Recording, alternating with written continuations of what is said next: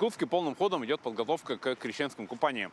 На Зеленом лугу, в месте, где всегда они проводятся, уже, как вы видите, сделана прорубь, куда будут верующие и все желающие окунаться. Также сегодня спасатели службы спасения установили здесь палатки. Очень скоро приедут генераторы, тепловые пушки, которые будут эти палатки обогревать, чтобы верующим и тем, кто хочет окунуться в прорубь, было тепло и комфортно. Установлены несколько палаток. Буквально с минуты на минуту должна приехать машина для установки мостков, чтобы было удобнее окунаться. Ну и, конечно, самое главное – это безопасность. За безопасность на крещенских купаниях отвечает служба спасения. И давайте послушаем, что именно они будут делать.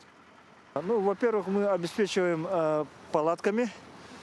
Все сооружение будем. Вот ребята в данном случае ставят. Кроме того, наши водолазы будут нести дежурство прямо на майне и обеспечивать безопасность тем самым. Сколько человек задействовано на установке палатки и сколько будет дежурить? Дежурить будут одна станция водолазная по 3 человека, ну, каждые сутки. И в ночное время по 2 спасателя будут обеспечивать безопасность, ну, снаружи, как говорится. И плюс к этому городские спасатели.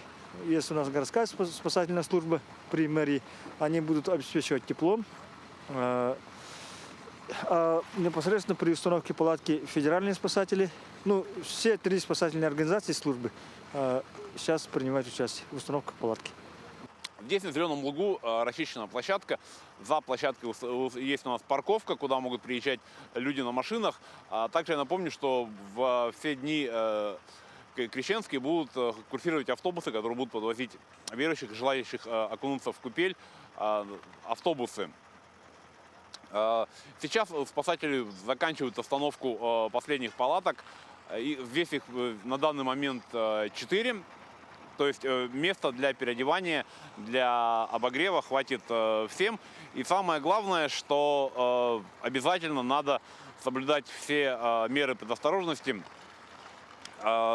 слушать то, что говорят спасатели, и, конечно же, стараться не окунаться в купель, если у вас есть какие-то противопоказания. Ну и самое главное, проблема каждого крещенского купания – это люди в алкогольном опьянении. Пожалуйста, после употребления горячительных напитков не стоит приезжать на купель и в нее окунаться.